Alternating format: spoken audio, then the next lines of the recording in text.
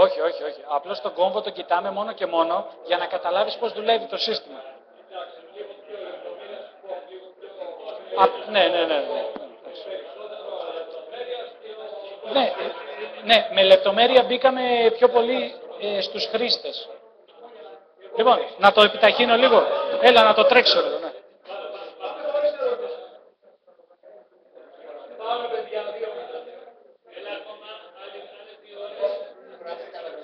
Λοιπόν, μία μικρή υπενθύμηση. Είναι τα 4 παιδεία. Παιδιά, λίγο ησυχία. Δεν καταλαβαίνουμε τι λέω. Εντάξει. Συγγνώμη. Θέλετε να κάνουμε 5 λεπτά διάλειμμα? Έλα, 5 λεπτά, 5 λεπτά.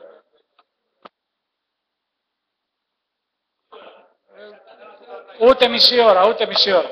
Εντάξει.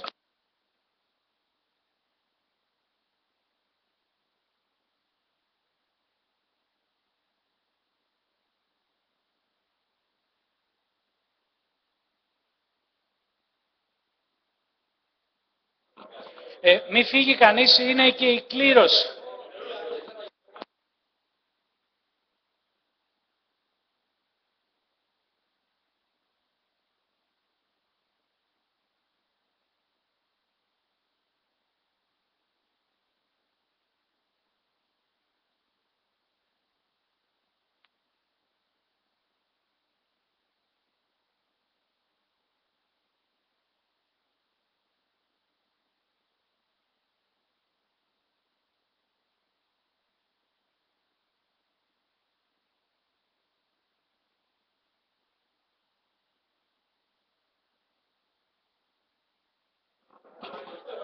Συγγνώμη, να πω κάτι.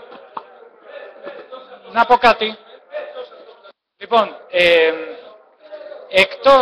εκτός από τον πομποδέκτη που θα κληρώσουμε, είναι κάποιος συνάδελφος ο οποίος πουλάει ένα πομποδέκτη φορητό D-Star.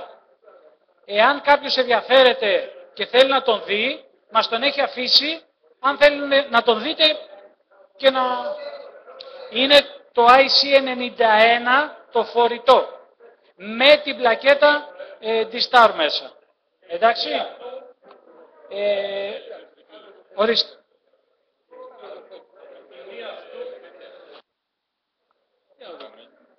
Ναι.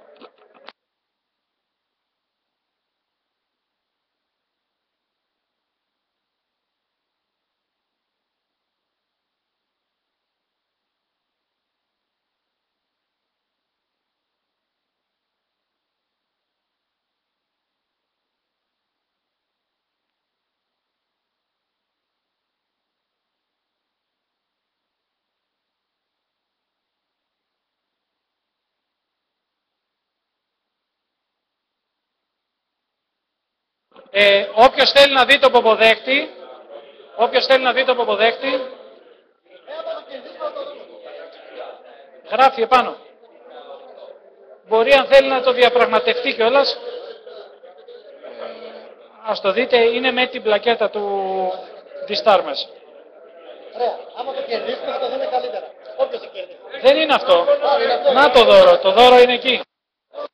Έχει και μικρομεγάφωνο και το καλώδιο του υπολογιστή και το πρόγραμμα.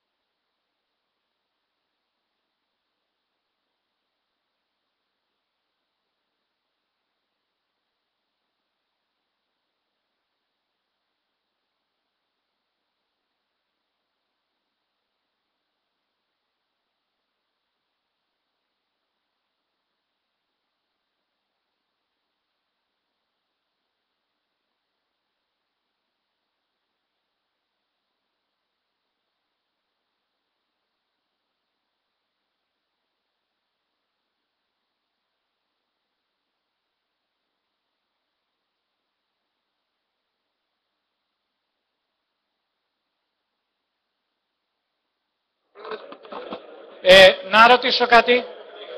Κάποιος λαχνός από το χάμφες της Ένωσης βρέθηκε κάτω.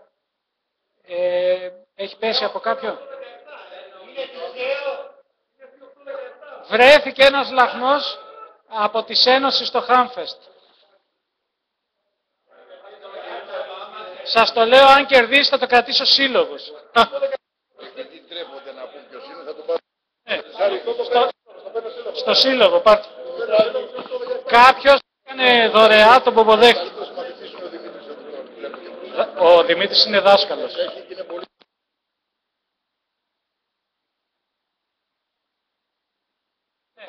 Μη φύγει κανείς, όποιος κερδίσει και δεν είναι εδώ, το παίρνει ο σύλλογος στο φορητό.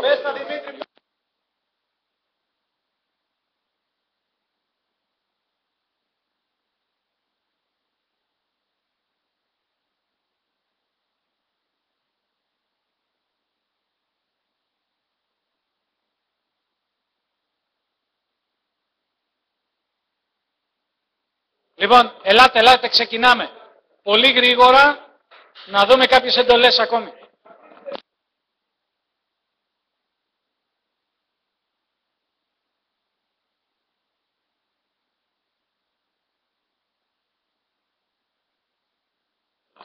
Ελάτε μέσα, ελάτε.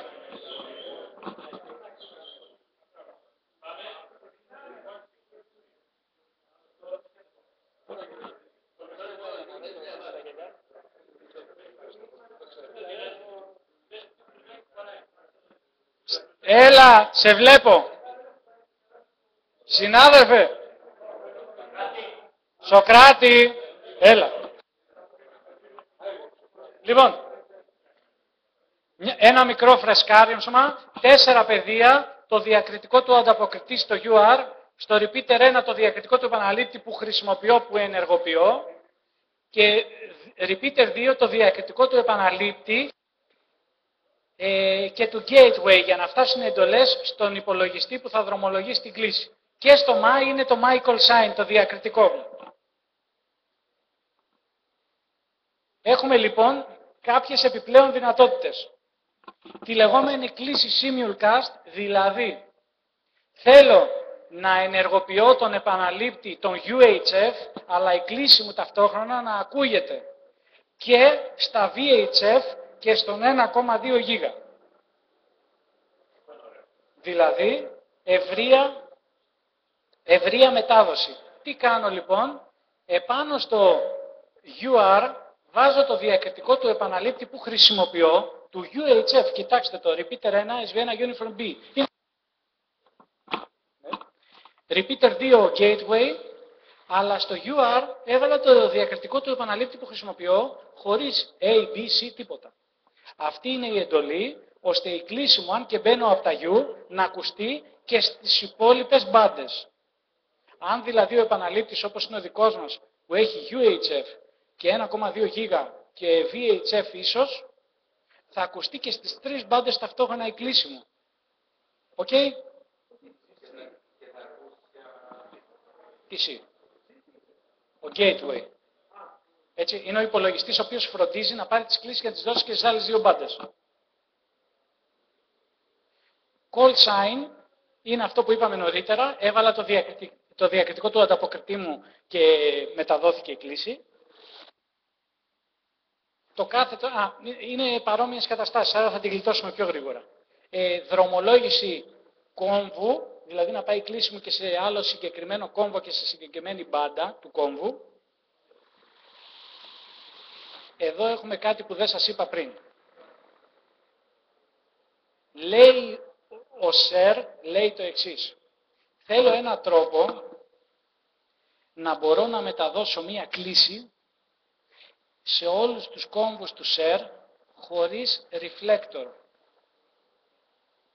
Φτιάχνω μία ονομασία, την οποία την ονόμασα Ελλάς, και αν πέσει ο υπολογιστής στο Πανεπιστήμιο των Ιωαννίνων, οι χρήστες για να ακουστούν σε όλη την Ελλάδα, σε όλους τους κόμβους, επάνω βάζουν κάθετος Ελλάς. Είπαμε ρε φίλε, εντάξει. Όνειρο ζω. Λοιπόν, βάζω κάθετος Ελλάς στο Your Call Sign και από τον κόμβο που χρησιμοποιώ, αυτομάτως οι κλήσεις πάνε στους υπολείπους κόμβους. Σε όσους κόμβους έχω επιλέξει εγώ. Δηλαδή, μπορεί το Ελλάς να είναι η κλήση να πηγαίνει σε όλους τους κόμβους του ΣΕΡ και της Κύπρου. Έχει ρυθμιστεί να ανοίγει και της Κύπρου. Αν έβαζα όμως και συνεννοηθούμε και πούμε, θα βάζουμε κάθετος Αττική. Θα δρομολογείται η κλήση μόνο στους αναμεταδότες του ΣΕΡ στην Αττική. Αν έβαζα κάθετος Θεσσαλονίκη, αρκεί να χωράει μέσα, θα δρομολογείται μόνο εκεί που έχουμε συνεννοηθεί. Άρα υπάρχει και ένας τρόπος να ακούγεται η κλήση μου σε κόμβους εκτός reflector. Κάτι έχει γίνει, ναι. Η φωνή μου πήρε θόρυβο. Λοιπόν, είναι κατανοητό. Έπεσε ο reflector στα Γιάννενα. Δεν απομονώνομαι και δεν μπορώ να κάνω κλήση σε πολλούς κόμβους ταυτόχρονα. Απλώς έχει ένα περιορισμό. Είπαμε ότι η γραμμή μας δεν μπορεί να σηκώσει πολλές δρομολογήσεις ταυτόχρονα. Περιορίζομαι περίπου σε 7 κόμβους. 10 μου δίνει το πρόγραμμα δυνατότητα, αλλά εγώ βάζω μέχρι 7, για να είμαι σίγουρος. Οκ.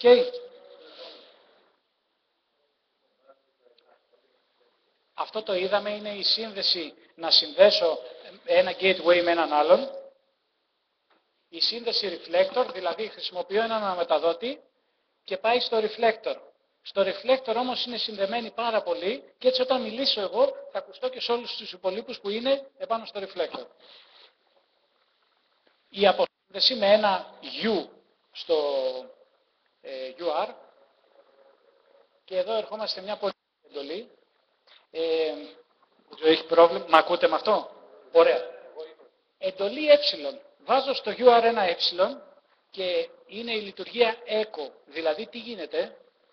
Ο αναμεταδότης, συγκεκριμένα ο gateway, ο υπολογιστής, με ηχογραφεί όση ώρα μιλάω και μόλις αφήσω, μου επαναλαμβάνει σαν παπαγάλος αυτά που είπα. Γιατί θέλω να ακούσω μόνος μου πώς μπαίνω στον αναμεταδότη. Ταυτόχρονα μου μεταδίδει και το γραπτό μήνυμα που έδωσα μαζί με τη φωνή μου πίσω. Άρα και η φωνή μου και τα data μου ήταν σωστά. Ναι. Κάνω έλεγχο μόνος μου πώς έχω μπει στον αναμεταδότη. Εντολή AX. Τι κάνω με αυτό? Καλώς στον αναμεταδότη δεν μου απαντάει κανείς. Λέω, ο τελευταίος που χρησιμοποίησε τον αναμεταδότη ποιος ήτανε? Βάζω AX στο διακριτικό UR, μαζί με το διακριτικό του επαναλήπτη βέβαια, και μου επιστρέφει πίσω με γραπτό μήνυμα στην οθόνη ποιος πριν από μένα χρησιμοποίησε τον επαναλήπτη.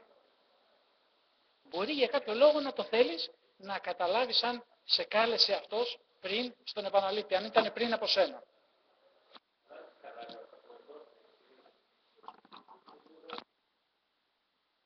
Η μπαταρία. Λοιπόν, India X-Ray. Βάζει και τι γίνεται? Σε ενημερώνει με γραπτό μήνυμα και φωνητικό αν είναι συνδεμένος ο επαναλήπτης και πού είναι συνδεμένος, το στην οθόνη. Μπαταρία είναι, αλλά έχει. Λοιπόν, άρα μου λέει με γραπτό μήνυμα και με φωνή αν είναι συνδεμένος και πού είναι ο επαναλήπτης. Με την εντολή ΙΧ επάνω στο UR. Lima X-Ray, μια άλλη εντολή, η οποία τι κάνει? Είναι αργά το βράδυ. Καλό δεν μου απαντάει κανείς. Λέω, μόνος μου είμαι, θέλω να ακούσω κάποιον. Βάζω αυτή την εντολή και αυτομάτως πάει και συνδέεται σε ένα reflector gateway που έχει συνομιλία όμως. Όχι σε οποιοδήποτε που δεν ακούει κανείς, γιατί μπορεί να είναι βράδυ εκείνη τη στιγμή εκεί. Με traffic. Άρα είναι πιο πολύ για να ακούω εγώ κάτι. Εντάξει. Κουρτίνα, ναι.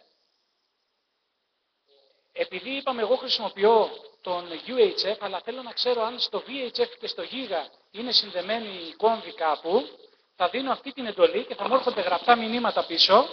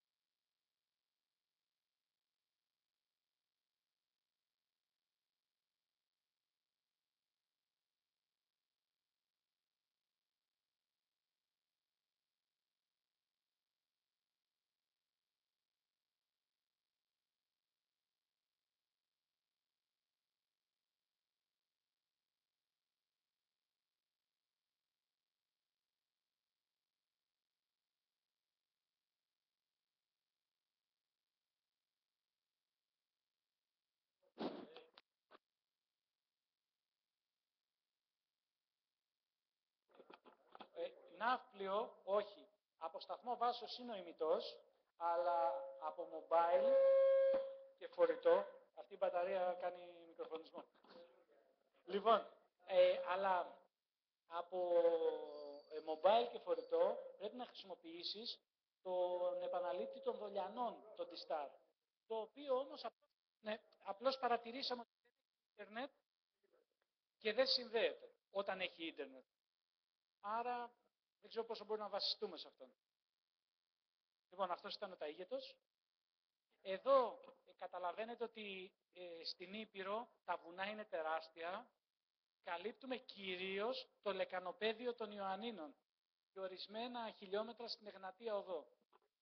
Περίπου, ξέρω εγώ, 80-100 χιλιόμετρα στην Εγνατία. Από εκεί πέρα είναι βουνά 1.500 μέτρων και βάλε και έτσι δεν μπορεί να περάσει. Ναι, όλα αυτά. Περίμενα, μην βιάζει. Λοιπόν, εδώ είναι μια συνεργασία που κάναμε με τον Όμιλο Ραδιοστεχνών Κύπρου, στους οποίους κάναμε δωρεά έναν επαναλήπτη VHF, θέλοντας να συσφίξουμε λίγο, να αναθερμάνουμε τις σχέσεις μας, να συμφιλιωθούμε σαν σύλλογοι και να μπορέσουμε πλέον να τους έχουμε μέσα σε ένα δίκτυο. Αυτός ο επαναλήπτης, ο οποίος καλύπτει όλη την Κύπρο, είναι μόνιμα συνδεμένος με τους ελληνικούς κόμβους τους δικού μας. Μόνιμα. Όταν μιλάμε εμείς εδώ, ακουγόμαστε και στην Κύπρο. Έλα, φίλε μου. Ναι.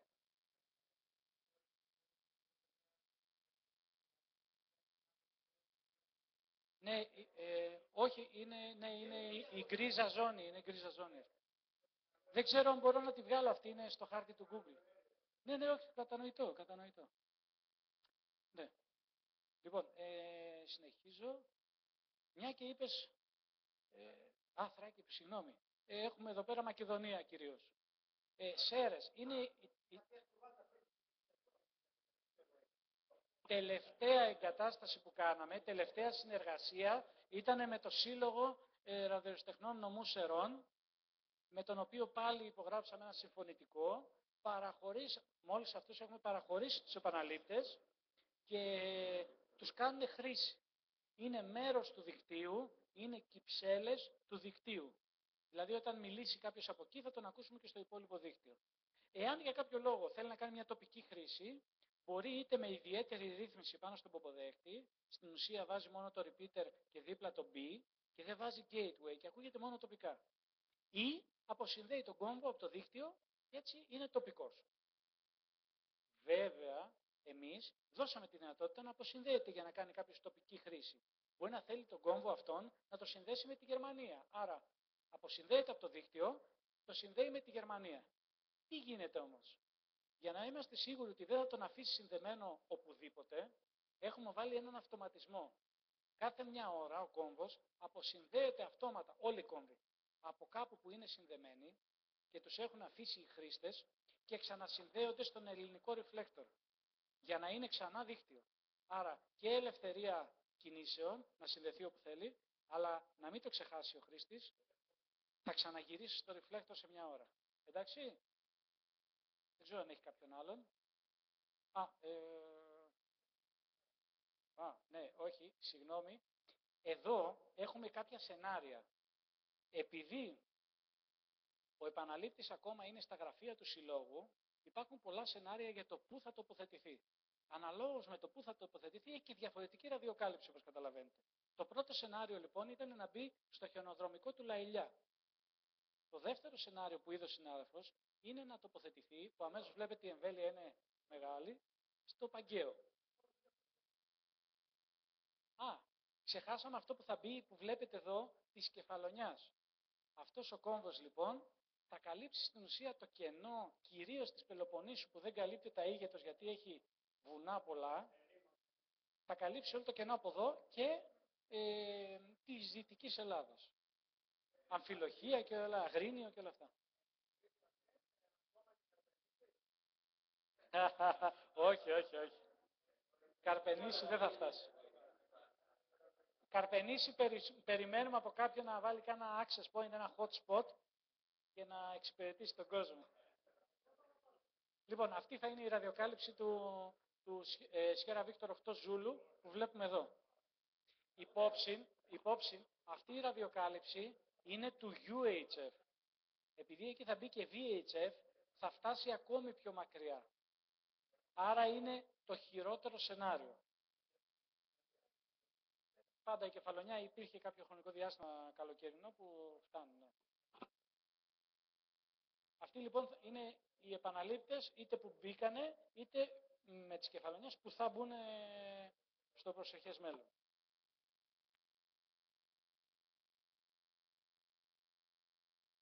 Πολύ γρήγορα, πάρα πολύ γρήγορα,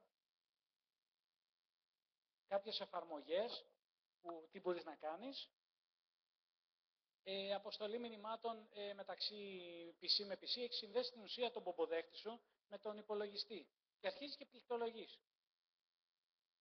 Απευθείας ο πομποδέχτης εκπέμπει σε πραγματικό χρόνο με το πατάς στο πλήκτρο, εάν θέλεις, γιατί μπορεί να θέλεις να πληκτρολογείς και μετά να πατήσεις Enter και να φύγει το πακέτο. Για να κάνεις και διορθώσεις αν κάνεις λάθος. Έτσι. Έχει αυτό το πρόγραμμα στο οποίο τρέχουν τα μηνύματα που στέλνει ο άλλος. Ναι.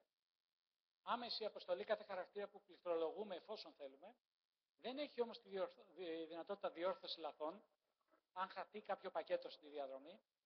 Τρέχει και σε Windows, μπορεί να χρησιμοποιηθεί σε Simplex, ρύθμισα τους δύο πομποδέχτες Simplex. Duplex, δηλαδή με διαφορά συχνότητας χωρίς αναμεταδότη, εκπέμπω εγώ στο 700, εσύ εκπέμπεις στο 500 και έχουμε ανάποδο shift. Ή μέσω gateway, δηλαδή είμαι εγώ στην Αθήνα και γράφω και λαμβάνει κάποιος στη Θεσσαλονίκη, στον υπολογιστή του. Είναι συμβατό με όλα τα μοντέλα D-Start της αγοράς. Και είναι και ελεύθερο, έτσι. Απλή εγκατάσταση, στέλνει το ID ότι είσαι ανοιχτός, με το που ανοίγει τον πομποδέχτη, στέλνει ένα online στο δίκτυο και σε βλέπει ο άλλος σε ένα πινακάκι ότι είσαι online ή offline ή οτιδήποτε. Κρατάει τα δεδομένα GPS των χρηστών και τα βάζει σε ξεχωριστό πινακάκι και μπορείς να του έχεις βάλει και 7 προρυθμισμένα μηνύματα, ένα ανάγκης, χάμφες, ξέρω εγώ, σεμινάριο, ξέρω εγώ, οτιδήποτε. Όταν βλέπει το διάβλο απασχολημένο, δεν εκπέμπει για να μην δημιουργήσει προβλήματα. Βάζει κάποια stamps επάνω χρονικού προσδιορισμού για να ξέρεις πότε ήρθε το μήνυμα εφόσον έλειπες και έχει και κάποια ηχητικά μηνύματα για να παίρνεις χαμπάρι ότι κάτι ήρθε. Καλά, ρυθμίζει το φόντο και τίτλους και τέτοια. Υπάρχει το λεγόμενο DPRS, δηλαδή στην ουσία στέλνω τα δεδομένα του GPS και αυτά δρομολογούνται προς το APRS, το γνωστό APRS που έχουμε μέχρι τώρα. Άρα, όταν μιλάω στο D-Star, φαίνομαι και στο χάρτη του APRS. Οι χρήστες μπορούν, σας το είπα και στην αρχή, μέσω μιας ιστοσελίδας να βρουν ποιες ρυθμίσεις πρέπει να βάλουν για να φαίνεται σωστά το πακέτο τους στο APRS, το εικονίδιο και όλα αυτά. Κάποιες ειδικές ρυθμίσεις πρέπει να γίνουν στους πομποδέχτες, είτε στο 92 στο φορητό, είτε το 91, είτε στο 2820 στο mobile, για να φαίνονται τα πακέτα ή να μην φαίνονται που στέλνουμε του GPS. Όλοι οι επαναλήπτες του share εξυπηρετούν τους χρήστες, γιατί είναι και κάποιοι που δεν εξυπηρετούν, σαν APRS server. Δηλαδή, ενημερώνουν το APRS για τη θέση του χρήστη D-Star. Έλα, Χριστό. Ναι.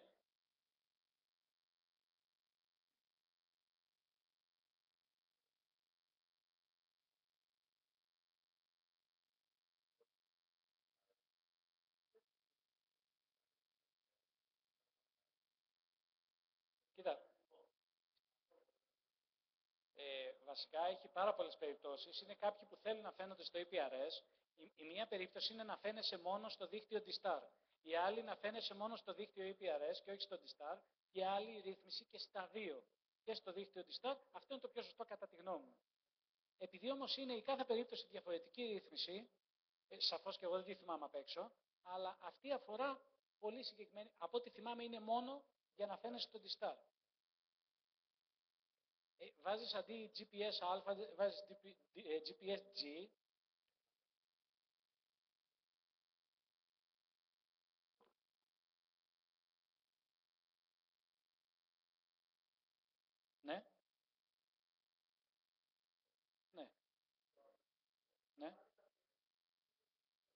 Το διακριτικό δεν αλλάζει. Το εικονίδιο μόνο αλλάζει.